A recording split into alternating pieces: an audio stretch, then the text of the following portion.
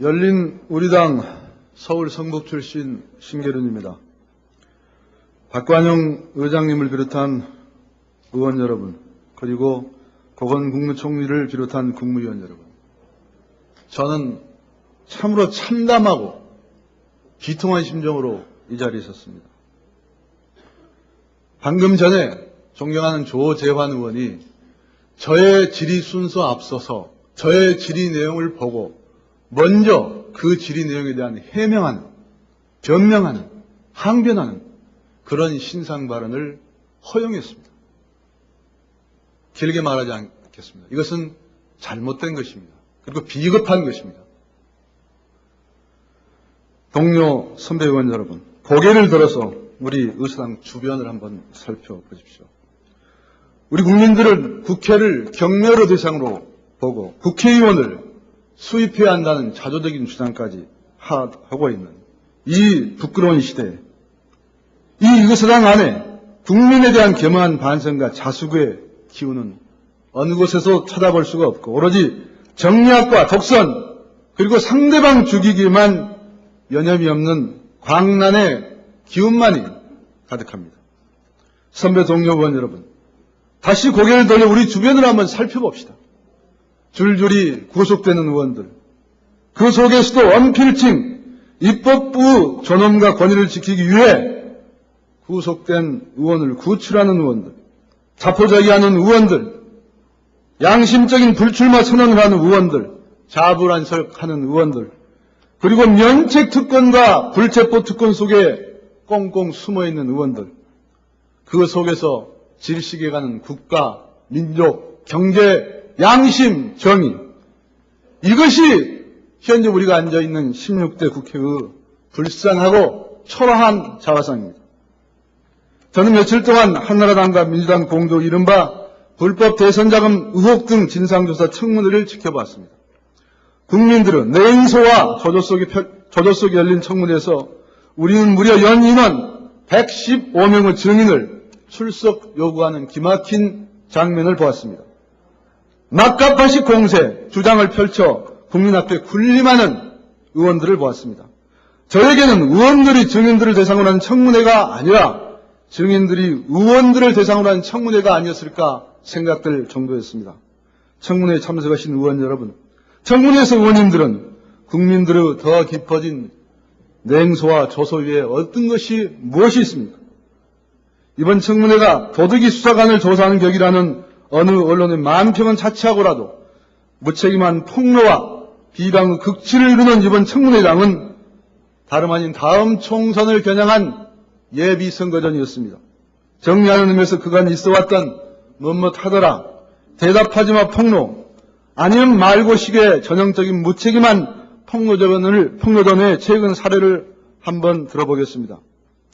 2004년 1월 28일 어떤 주간지가 대통령 사돈인 민경철 씨가 2달 만에 650억 원을 모금했다는 놀랄만한 기사를 게재하자 민주당의 김경재 의원은 민씨 문제는 대선 자금의 몸통을 드러낸 것이라고 말했습니다. 또 민주당 부대변인은 차관급 인사가 모금 과정의 핵심 인물이라고 말했습니다. 이 엄청난 기사에 대한 경찰의 1차 조사 결과는 민씨가 꾸며낸 말로 판정되었습니다. 민씨가 꾸며낸 말과 이에 놀아는 일부 언론과 정치권이 나라 전체를 흔들어 놓은 것입니다. 2003년 10월 6일 국회 법사위에서 어떤 의원은 써낸문이 불법 조성한 자금 95억 원이 노무현 대통령 후보 측에 들어갔다라고 말하는 이른바 써낸문 95억 원 노캠프 제공 의혹을 제기했습니다. 특검까지 가며 요란법석을 떨던 이 엄청난 의혹도 근거 없다는 결론이 내렸습니다. 도대체 이 오랜 기간 동안 국민이 민생고에 시달리고 있는 것은 아랑곳하지도 않고 허무맹랑한 이 사건에 매달려 시간과 돈을 낭비한 우리 국회는 어떻게 책임을 져야 하는 것입니까? 2004년 2월 5일 국회 법사위에서 어떤 의원은 100억짜리 양도성 예금증서 사본이라는 것을 공개하면서 1,300억 원의 괴자금이 노무현 대통령 당선 축하금일 것이라는 전례 없는 엄청난 주장을 했습니다. 그러나 이 전례 없이 엄청난 이 폭로는 하루 만에 양도성 예금 증서가 가짜임이 드러나 무책임한 폭로에 극치를 보여주었습니다. 양치기 소년이 늑대가 나타났다고 하는 것이 이번이 처음도 아니고 번번이 늑대는 나타나지 않았다라고 한 어느 언론의 보도는 우리를 슬프게 합니다. 2003년 10월 23일 국회 사회문화 분야 대정부 질문에서 또 어떤 의원은 대선 직후 부산 지역 건설업체들이 노무현 대통령 후 고교 선배인 이용로 씨를 통해 최도술 씨에게 300억 원을 전해줬다는 이른바 최도술 300억 원 수수설도 최근 특검에 의해서 혐의가 없는 것으로 밝혀졌습니다. 그외 동원그룹의 노무현 대통령에 대한 50억 원 제공 의혹 등 그동안 국민을 깜짝 놀라게 한 수많은 의혹 사건들이 증거가 없거나 설득력 있는 자료를 제출하지 못하고 있는 것을 우리는 우리 눈으로 직접 확인하고 보고 있습니다. 더구나 이 밑도 끝도 없는 의혹설 등은 주로 의원들이 증거도 없이 제시하고 다시 일부 언론이 다시 이를 대서특필하여 국민을 현혹시킴으로써 국민 속에 남은 작은 희망마저도 절망의 나락으로 떨어뜨려 버리는 것은 아닙니까? 그 많은 시간과 국민의 재산을 낭비하여 허탕친 그 자리에 지금 생존의 위협에서 시달리고 있는 서민이 있어야 되는 것은 아닙니까? 민생고에 시달린 우리 서민들은 이 같은 근거 없는 폭로 정치에 일부는 믿어서 절망하고 또 다른 일부는 믿지 않아서 절망합니다. 의혹의 대상 기업은 막대한 경제적 손실을 감수해야 합니다. 의혹의 대상이 된 사람은 심각한 명예훼손으로 사경을 헤매고 있습니다. 누가 책임을 집니까? 이 엄청난 일을 저질러 국가 전체를 위기로 몰아간 책임은 누가 지는 것입니까? 또 이로 인해 받은 국민의 정신적 물질적 피해는 누가 보상해 주는 것입니까? 해당 의원들은 면책 특권과 불체포 특권 속에 꽁꽁 숨어버렸습니다.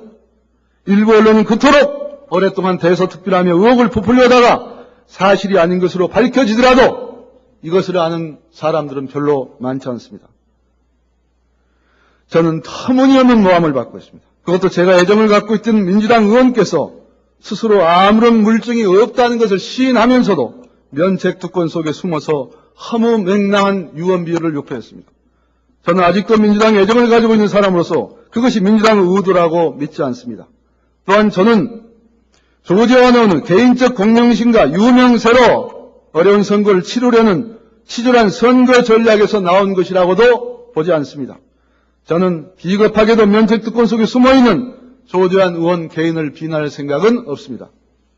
제가 조재환 의원을 허위사실 적시에 의한 명예훼손으로 고소한 것은 조재환 의원 개인을 처벌하기 위한 것이 아닙니다. 그것은 면책특권 속에 숨어서 비겁하게 유언비어를 날조 유포하는 비윤리적인 행위가 우리 정치에서 영원히 추방돼야 한다는 당위성을 확인하기 위해서 고소하는 것입니다. 그것은 나라의 미래를 말하기 위한 것입니다. 우리 헌법 제45조는 1689년 영국 권리정전에서 비롯된 국회의원의 면책특권 조항을 두고 있습니다. 국회의원은 국회에서 직무상 행한 발언과 표결에 관하여 국회외에서 책임을 지지 아니한다는 것입니다. 이는 권력분립의 원칙에 입각하여 의원의 정당한 활동에 대한 부당한 탄압을 배제하여 의회의 독립과 자유를 제도적으로 보장하기 위한 것입니다.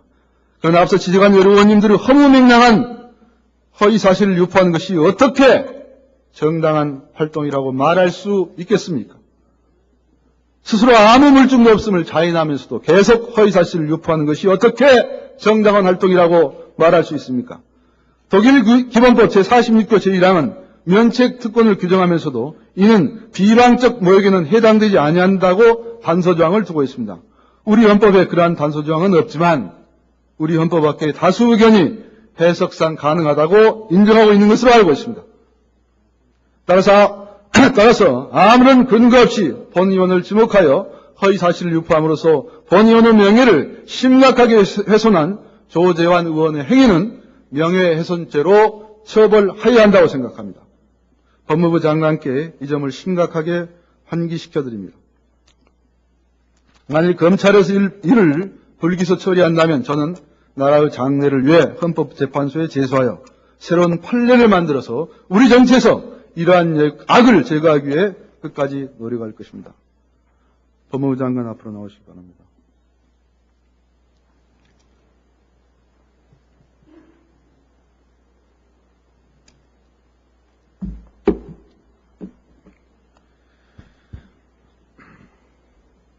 아까 제가 말씀드린 것처럼 우리 지금 국회에 문제점을 지적했는데 우리 국회법상에 독일 기본법 제46조 제1항 단서조항과 같은 조항, 즉 면책특권은 허위 사실을 인식하면서 유포한 행위나 비방적 모욕에는 인정되지 아니한다라는 규정을 보완 입법해야 된다고 저는 생각하는데 이에 대한 법무부 장관의 견해를 묻습니다.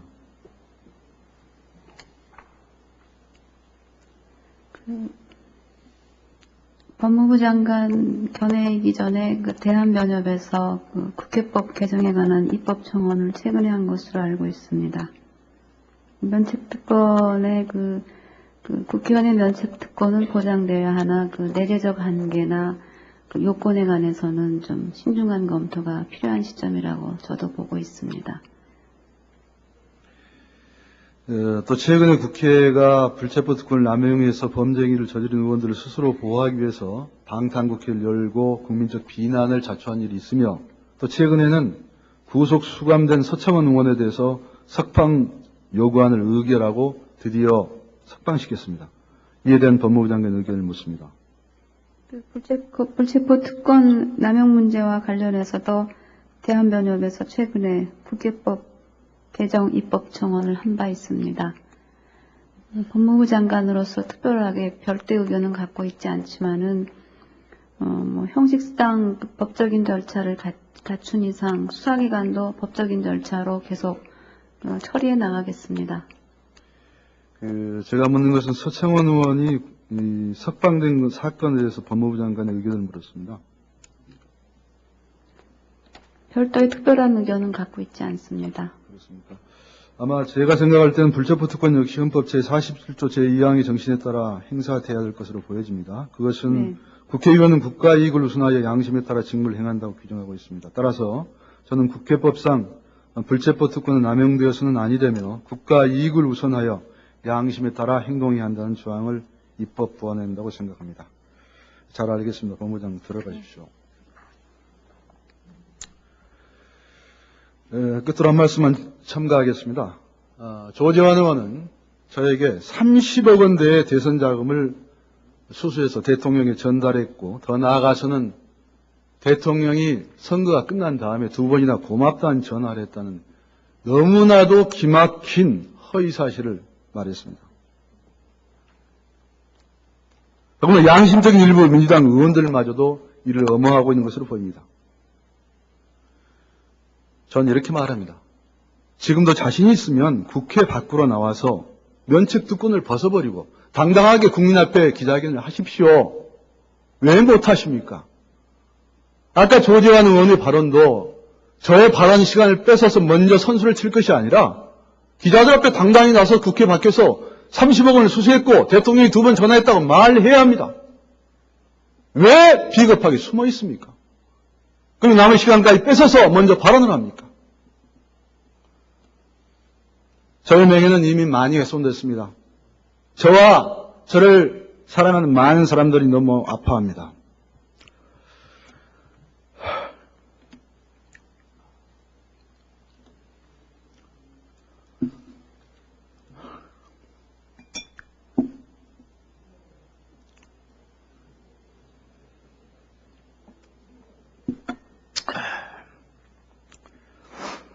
저는 조재환 의원과 오랫동안 활동을 같이 했습니다. 앞으로도 그렇게 하려고 생각합니다. 지금껏 저는 양심에 어긋난 일을 한 번도 한 적이 없습니다. 오랜 재하 생활, 그리고 2번의 국회의원 생활, 서울시 부시장 시절의 생활, 단 한 번도 그런 의혹에 시달린 적이 없습니다. 처음입니다. 다시 말씀드립니다. 저는 경선자금, 대선자금, 그 외에 어떤 당선 축하금과도 전혀 무관하다는 말을 다시 말씀드립니다.